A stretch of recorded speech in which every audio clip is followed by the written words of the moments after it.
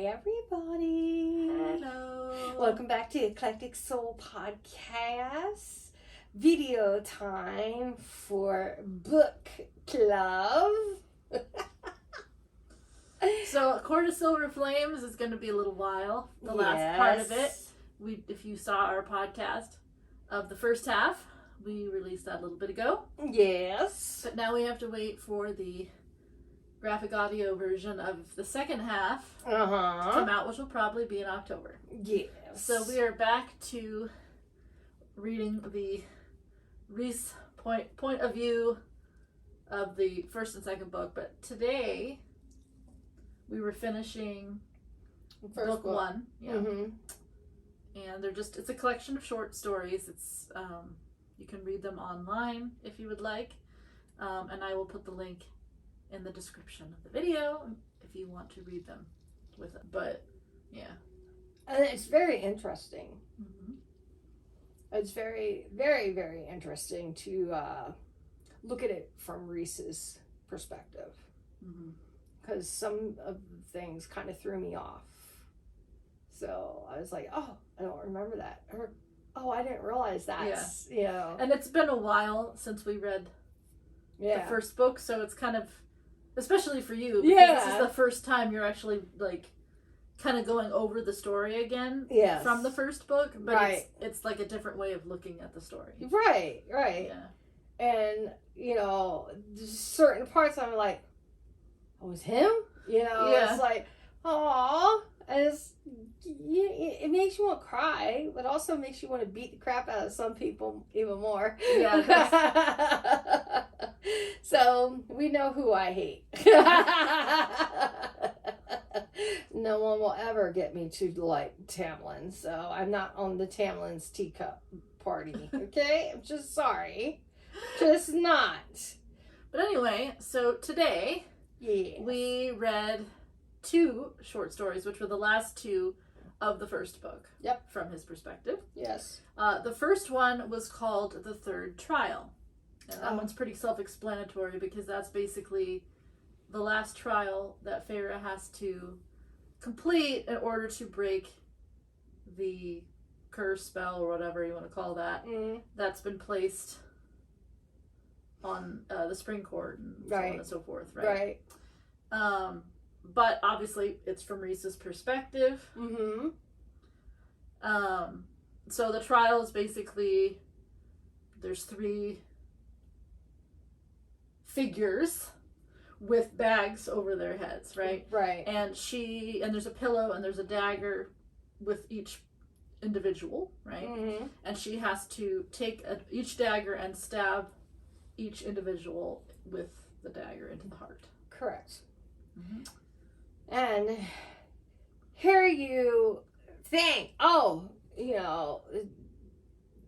Amarantha has given her what she needs to do, the tellings, and there is a figure sitting next to Amarantha, and that figure happens to be what you can see, Tamlin, right? And he's doing nothing like usual.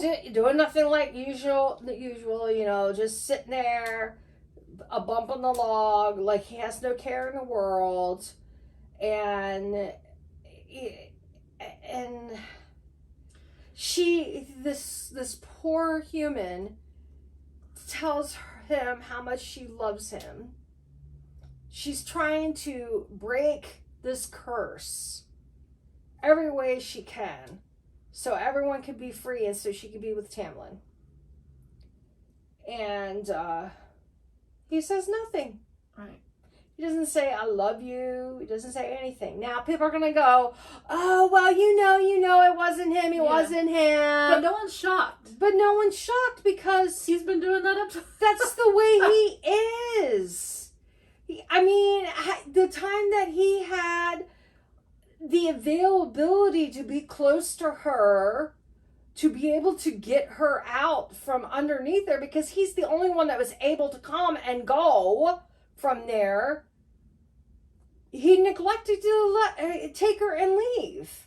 He wanted to play house with her, basically. I'm the mommy, you're the daddy. or I'm the daddy, you're the mommy, and let's have sex, or I want to kiss you, or whatever it is, you know, and walks, you know, Rhys. Right. And it's like, if you love someone as you claim you do, wouldn't you want to put their best interest at hand? You would think so. Something? You would think so. But as we know, because we've read the series, obviously. Yes. But Tamlin doesn't do that, right? He doesn't. He always puts himself first, even though he thinks he's putting other people first. He's not. He's settling his own fears first. Yes. But what's interesting, because I do want to point out the difference between Feyre's perspective versus Rhys's perspective, right? Because we read Rhys's perspective, is that he confirms basically what the reader was feeling, right? He is constantly pointing out that Tamlin has done nothing. Right. Which Feyre doesn't. I mean, she does a little bit sometimes, but I don't even think she does in that moment. I don't remember. No, I don't recall that. And Rhys doesn't realize that it's not Tamlin, which we find out later. Right. Because, again, that's the way Tamlin has been the whole time. So it's not really raising any kind of like, oh, what's going on kind Nothing's of thing. Changed, you know, with the fact that of him sitting there like a bump on a log, you know, and saying nothing, because that's the way he typically is. Right. And so the three figures come out, and like you said, they each have a person standing there with a pillow with a knife on there, and she has to stab each one of these people in the heart. And as she's prepared to stab each person in the heart, and this is a human being that does not want to do this, and she is crying and she's begging for forgiveness the whole time that she's doing it, but she realizes, and she's telling herself that she's doing this because she wants to break the curse. She wants to, you know, she's doing it for Tamlin, and she wants to help everybody, and she figures 3 lives gone that save everybody, is she's trying to make it in her head that that's the only way she can do it. Right. And so she kills the first fairy or elf. She kills, which is a male. She kills the second one, which is a female. And then she goes to kill the third one. And this is where it's a little plot twist. Hood comes off, because all 3 of them had hoods on them. Hood comes off that one, and it's the real Tamlin sitting there. And the reason why Tamlin is sitting there, unbeknown to readers, is Tamlin has a heart of stone. Tamlin cannot be killed by a dagger to the heart.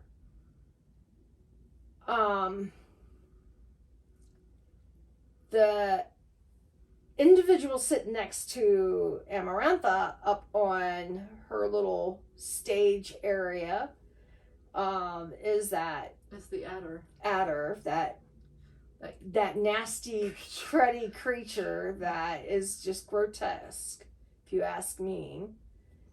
And he just like unfurls himself, and he's like all in awe of himself. Oh, look what I did. I love it when he finally gets his ass handed to him. Yeah. It takes a few bucks, but he gets it. And Freya does the ass kicking. So here she is. She's looking at Tamlin, and she tells Tamlin again, I love you, and I'm sorry. And she tries with all her might to kill Tamlin, but the knife doesn't go in. Well, she realizes it before she does it. So Right. So, and I don't know if she stops or something takes place at that moment. All I know is that next thing I know is like Amarantha is like on top of her. So when she realizes that he has a heart of stone, she pushes it in, And then the people in the crowd are kind of like, oh, she won, you know, blah, blah, blah. And then that's when Amaranth is like, I will release everyone when I want to, because I didn't say specifically when I was going to do it. Right. And that's when she starts to attack her and all that. And then we get to the part with Rhys, right? Trying to help her. And he's the first one to attack Amarantha. He's the only one. Yeah, he's the only one, yeah. And I didn't realize, I do remember that someone was helping her, but I couldn't put two and two together, because at the time when you're reading the first book and you don't know the other books yet, and that's the only book you're reading, and you're like, why isn't Tamlin doing anything? Why doesn't he step up and do anything? If he loved her so much, you know, if this is supposed to be a fairy tale and it's supposed to have a happy ending, why isn't he doing anything? Mm-hmm. And here you've got this one guy that is attempting to help, and I know he was helping, but I did not realize until we got to his perspective that Amarantha was constantly slamming him inside himself, and, you know, emotionally beating him. Right. Because if you remember, she has all the High Lord's powers. Powers, yeah. And Rhys has a little bit, because she's allowed him to have a little bit. Right. Because he does his, you know, her bidding sometimes. But he has really no powers. Right. She's attacking him with his own powers, essentially. Right. And that he even extended out his, I guess he has claws or something that comes out, or talons. All the High Lords have some sort of a beast form that they can turn into. So he had talons, I guess, that came out. That she retracted his talons because she has his abilities. Yeah. So that had to be painful. You know? Mm-hmm. And Tamlin, all he's doing is pleading. Yeah, he's please don't hurt her. Please don't. Yeah, please just stop this. Just stop this. Bitch, get off your ass. You're the one that's got most of the fucking power. And just do something. I mean, because all of it is for him. She wants Tamlin, and he's basically said no, he doesn't want to have anything to do with her. I mean, he could have, you know, given in at any point. Whatever. Excuse me. And, but she dies. She finally does, yeah. Yeah, I mean, she does answer the riddle, like, right before. Yes. She's got, so here, Farah is laying there. She has blood coming from her mouth, and she's softly speaking. She goes, the answer to the riddle is love. It's the word love. Or it is love. Mm-hmm. And it breaks the curse, because that was what was, and any time that she was to give the answer to the riddle, the curse would break automatically. Right. And then Amarantha kills her. Yeah. And kills her because she said it. And because of that, that's the only time Tamlin steps up and does anything. Because he immediately gets his powers back. All of it, but he had more powers than anyone else in there. Yeah, and because he has anger management issues, which is what Rhys was trying to do the whole time. He was trying to get him really angry, so that when he got his powers back, he would just want to kill her immediately. And he does. He rips her throat out. He rips her throat out, does something to her head. It's just god awful what he did to her. But you know what? She deserved it. And what I did not know, and we get to see it from Rhys's perspective. And Lord, if they ever find out. So if you haven't read all these books, I hope you're not listening to this. Because we're totally ruining everything. It'll ruin everything. We're going to put a big spoiler on this. But Rhys actually mind controls, in a sense. He goes into all the High Lords' minds and basically takes over and has them all give up a portion of themselves to save Farah, because he still had Farah favorite soul. Soul within him. He was holding her because that's his mate. He was still tethered to her, and it was him that was keeping her alive. And he walked over after Tamlin, he's holding Farah, and put his self and Farah in. Now, no one knew he had Farah, but put himself and Farah back into her body. And Tamlin looked up at him like, I can't believe you're doing this type thing. And he goes, just call it even. And you need to do, he didn't have to worry about doing it, because Tamlin did the same thing, gave a bit of himself in it, and she changed, and boom, there she was. The savior of everybody was there. But what if it wasn't in the stars? What if Rhys wasn't meant to be for her?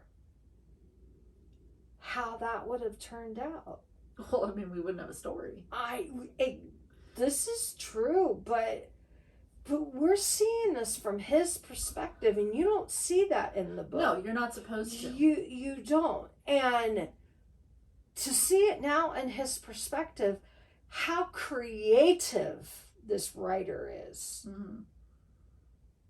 To have, 5 books out and a 6th book coming out. How long that she has continued the story. And where it's gone, everybody that's been in these from book 1 on has been through. This is a very talented writer. There's not many writers that can create multiple series and have such a following to where this person can just keep people's attention, and the story that you can get perspectives like this that shows you the way the writer was thinking when pretty much because you have to plan that ahead of time, because because I mean that's why,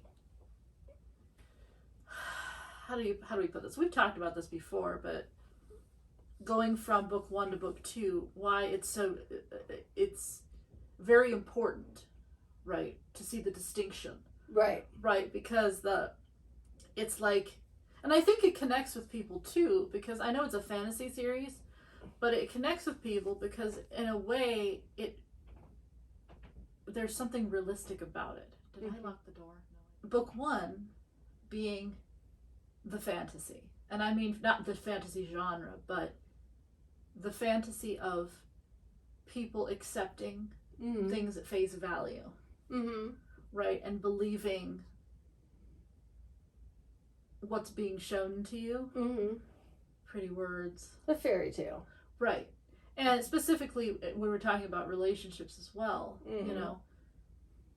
People always wanting to show or put on a facade. A facade. That's not who they really are. And then, of course, when you get to book 2, you learn that, you really had no idea what was even going on with the relationship, but also with everything that happens in book 2. If you read all the way through book 2, people think typical story. I know, I understand the story now. I understand the world that the author creates. That's usually how stories are when you read books. By the time you get to the end of the first book, you've been completely immersed in the world. You understand the characters. You know what's going on. This series is not like that. No. In fact, you absolutely have no idea what's going on. It tricks you. Right. Because Feyre also thinks she understands what's going on. And she doesn't. But in reality, she brings this up in the second book too, that she never realized that she never saw really anything of the Spring Court when she was there. She saw only what Tamlin wanted to show her. Right. She didn't know anything about, even outside the Spring Court, only what she was told. So everything about book 1 is a complete fantasy. It's a mask, essentially. which it kind of goes along with why they're all wearing masks too. Right. It's like metaphor, right? Right. So the entire first book is just, it's not real. Oh, my toesies are cold. Sorry. I know toesies are cold. So the world Right. is fake. Yep. Why she's there is completely fake. Yep. They're lying because they can't tell her why she's really there. Right. Her relationship with Tamlin is fake. She doesn't realize that. Yep. You know, she's not showing who she really is because she has a lot of trauma from before. Right. You know, not, you know, with her sisters and her family Right. and all. So everything about the first book is just, it's not the truth. No. And the reader, because they're seeing everything from her perspective, is falling down the same Rabbit hole. rabbit hole that she is, right? Right. So even though the end of the book is all wrapped up in a pretty bow and it seems all, you know, nice and you think you understand everything, you get to book 2 and it's like, What? what happened? Because you walk in to happy ending to like, she's just a mess. She's got all this trauma. You know, She's got nightmares. Tamlin isn't this Right. amazing, wonderful person that everybody thought he was. Nope. And it just starts getting Unraveling. worse. It's unraveling. Right. And then you find out about Rhys the more you get involved and how everything she thought about the outside world, Mhm. you know, the other fairy, you know, territories, and then the Night Court especially, she realizes that wasn't the truth, right? Mhm.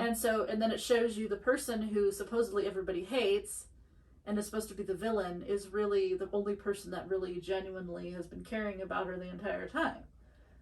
Caring about her, caring about everybody else, Right. but he can't even really tell that to everybody else. You know, he's got a crew that he works for. They're his family. They're his sisters. They're his brothers. But I don't think he's ever really called the girls his sisters. But you let someone mess with them girls and he will tear into you. Right. But that's his family. Yes. And he would do anything for Valaris, Mm-hmm. you know, and people don't know always what to think of him because of the gossip that goes around and the stories that get told, but he's still always trying to not one up everyone but stay ahead of everyone because he would rather have the worst things happen to him Right. than happen to anyone else. Mm-hmm. And I that didn't get that. Could you try again? no one's talking to you. But that right there just speaks volumes too about his character. Right. And even going back to this too, you know, during this particular story, the third trial one, he even says, you know, constantly he's saying how much it bothers him that she's in love with Tamlin, and you know, but he would rather her be with him and be with Tamlin and her be happy, and he'll just, you know, that's fine. Like, Right. You know, he wants her to be happy. He doesn't want her to hurt. He doesn't want her to be in pain. He doesn't want her to be miserable. If she chooses him and that's who she wants to be with, he wants to see that.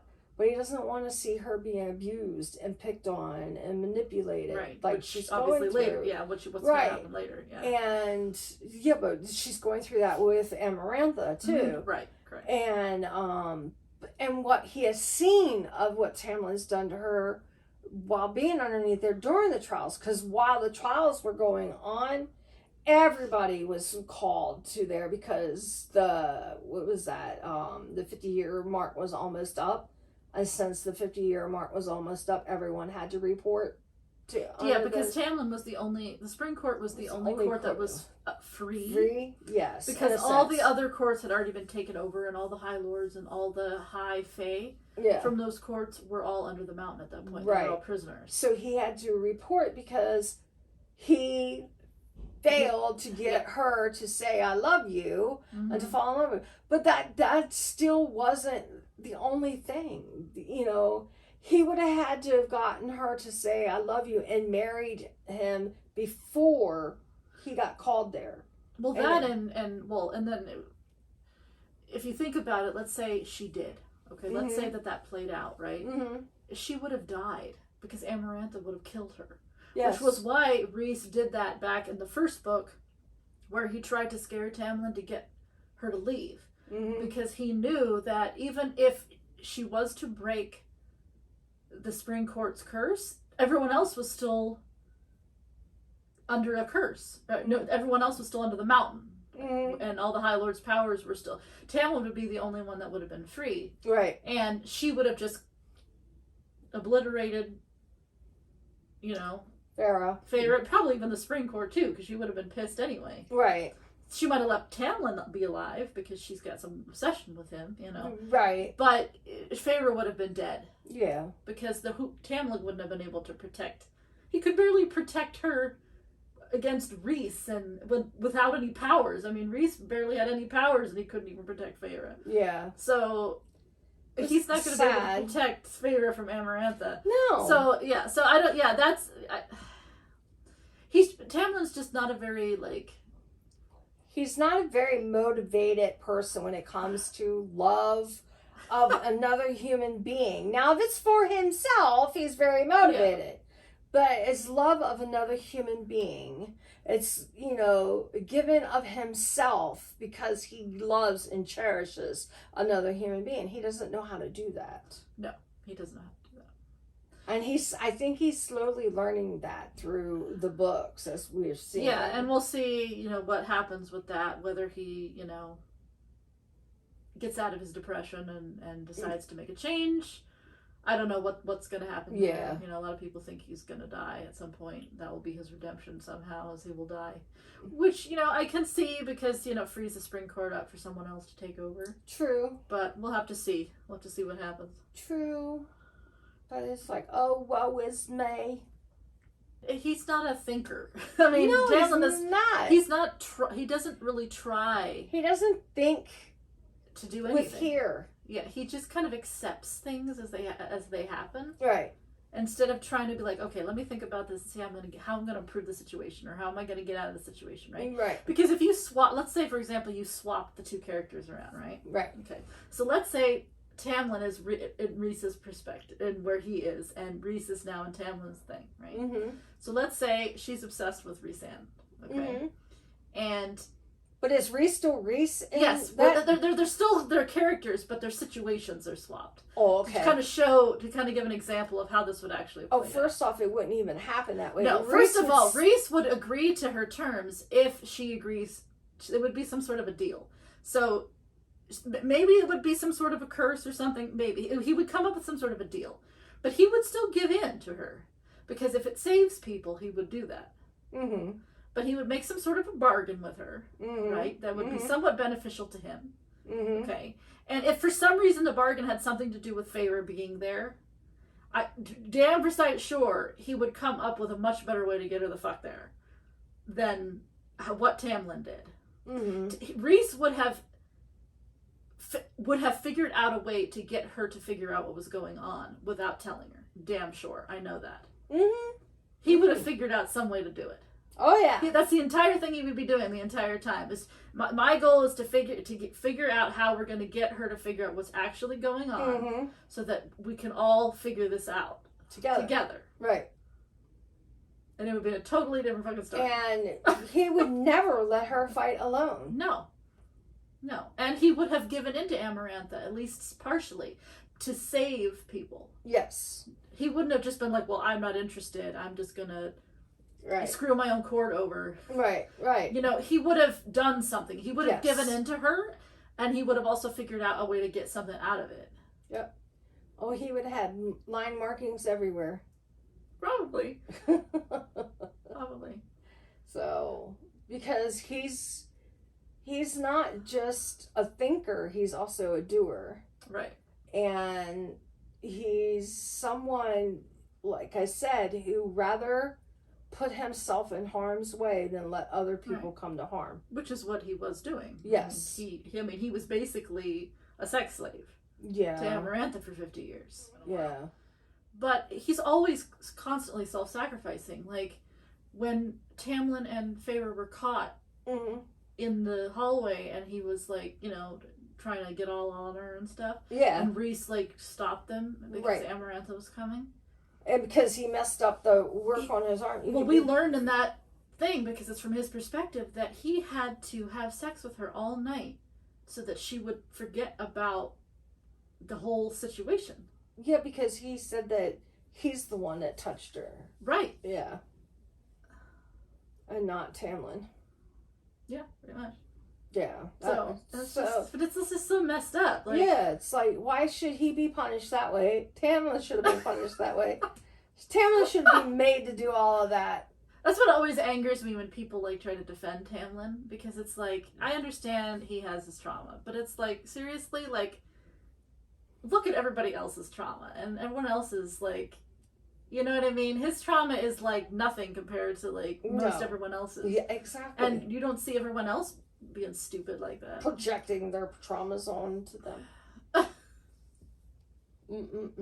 Ain't that a shame?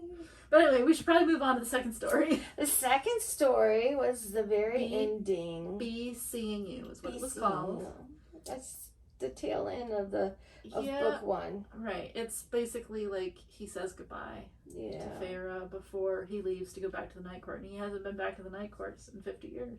Yeah.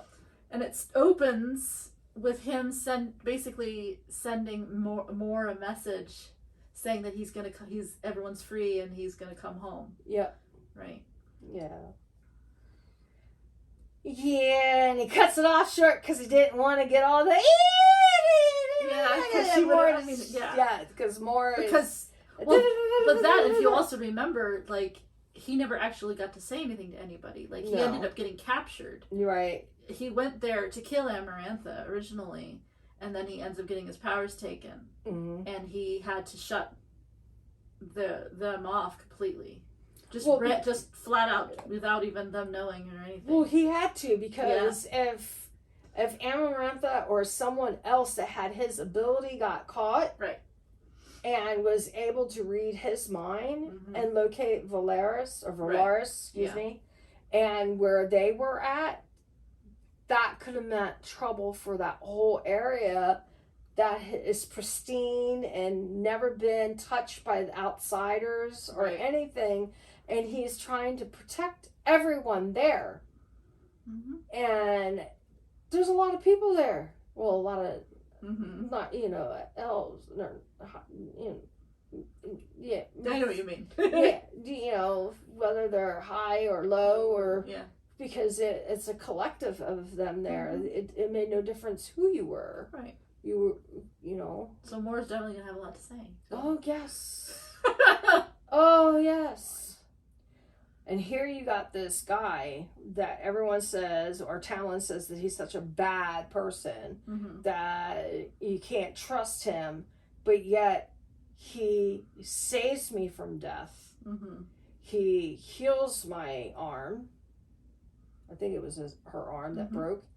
And he helps me get through everything. He calms my mind. He shows up when I'm scared. How can I not trust him when he's never hurt me? Even though he's not physically really said stuff to me, but it's him showing me. Yeah. And I'm witnessing this with my own eyes. And I love you, but you don't say it, and you haven't really shown it. And this is towards the tail end of the story of this book one, and they're saying goodbye, and they leave as friends. Yeah, they do. They call each other friends, and so he goes on his way, she's going on her way the next morning, or when she goes back to bed and wakes up and goes on her way back to Spring Court, where stuff starts to unravel. Right. Yeah, that too. But and I can't wait to get to the point where she's literally like in her head. I mean, we have to get through the part where she's like suffering the nightmares all of that she goes through, because she has PTSD for everything she's gone through. Right. And then, it's her wedding. She's supposed to be marrying Tamlin, but he's not really acting like he really wants to get married. He's being kind of controlative and manipulative in little bits and pieces. It just certain things pop up, but it's like everything starts pressuring her, and in her head she's like, I just need to get away from here. I need to get away from here. Someone please take me away. And then poof! Surprise, surprise! This is my weekend. This is my week. I'm here to take Farah with me. I can't wait to get to that part. I want to know his perspective. Right, How did he feel when she was vomiting every night, and going through things. I mean, Tamlin was there, but Tamlin never, for fuck's sake, the man was sleeping in her bed, and she would get up and go to the bathroom to vomit, and he just laid there and slept. I know, and there's a debate about, like, was he that, is he just, he never knew, or was he completely ignoring it because he just didn't want to deal with it? Either way, it's not ignorant! It is ridiculous. I think it's almost ridiculous to say that he didn't know. To not know... For her to be doing that for months and never know once... I'm sorry. To not know just shows you don't care. You don't take no interest in that person at all. None whatsoever. It's all about you. And to know and hear it and you don't want to deal with it also shows that you are a very shallow person and you take no interest in the person you claim to care about. Mm-hmm. You have no business being in her bed then. You have no business being in her life then. Adios, motherfucker. C'est la vie. Bon voyage. Yeah. Kaja. But it will be interesting to see if there are short stories in there of just what's going on in the night court with him before the wedding. Right? Because obviously for Feyre, she doesn't see him until the wedding. I mean, he's all happy-dory when he wants to fuck her. Who? Tamlin! Oh, I was like, are you talking about Rhys? Rhys hasn't even touched her yet. I know, he doesn't touch her for like a while. A long time. Because he's respectful. Well, yeah. Yeah. Plus, he doesn't think she really wants him either, which I know. I'm sure it's going to be really sad when we read all that, but... But I'm wondering if they are going to have... Because, if it is from his perspective, I don't... I'm wondering if they give us at least a little bit before... the wedding stuff. Yeah. To kind of show maybe a little bit of what he's seeing, like, before that happens. So I guess we'll see. I hope so. But anyway, going back to the story. Yes, I know, I'm tangenting. I'm tired. So, when they're on the balcony, right, oh, they're saying goodbye. He is debating whether or not to tell her that they're mates. Yeah. And he's gonna tell her, but then she basically says that she's struggling a little bit with the transformation of, being a Fae, and she's not sure how, if it's a good thing or a bad thing. And she's hoping, almost in a sense, that, maybe her being Fae will make it so that she doesn't care as much anymore because of the killing those three. Right. Well, killing the two. Yeah. And so she's like basically saying, well, guess we'll see, Yeah. And then he decides that he doesn't want to tell her then because she's already going through enough right now. Right. So he didn't want to add more to her. And that right there, that just proves, he cares enough for her. He didn't want to add more on top of what she was already dealing with. And then also knowing, okay, she's got to go back with Tamlin, Lord only knows. And he lets her. I mean, he doesn't stop her. Or, Yeah. Because when you truly care for someone, you genuinely care enough about them to want their happiness wherever it may lie. Right. And that's what he's doing. Yeah. I mean, he still gets the bargain. He gets her 1 week He does, out but of the as month. we know, later he never plans on using it. Yeah. Right, Find because out he'll later. Yeah. because you know that he. I mean, we know even from her perspective, because he does admit that he only comes into the wedding to Get her. to save her. He uses the bargain as a way to get his in. Yes. But otherwise, he was never planning on Nope. ever calling in the bargain. Nope. He didn't want to do that to her. He was going to let her do what she wanted to do. Mm-hmm. But because she was internally crying for help and for someone to get her out of there, that's what he did. He couldn't stand hearing her being in pain. Mm-hmm. So. And then the very last thing that happens in the scene is he says goodbye. He bows. Mm-hmm. Right. He's gonna winnow away. Mm-hmm. And that's when the mating bond clicks into place. So that's why he has that like weird reaction or whatever, and then he just like he freaks out and he just like boop and he just leaves. He goes, and she's like getting ready to ask him like what happened or like what's going on, and he just disappears. Yep, he goes. And she has no idea what the hell She's that was like, about. It's kind of like, what? And he's like, he's probably inside going, hee hee, click, whoo! I got her, she's mine, da da da da da. Now I gotta do is get her to make me some soup.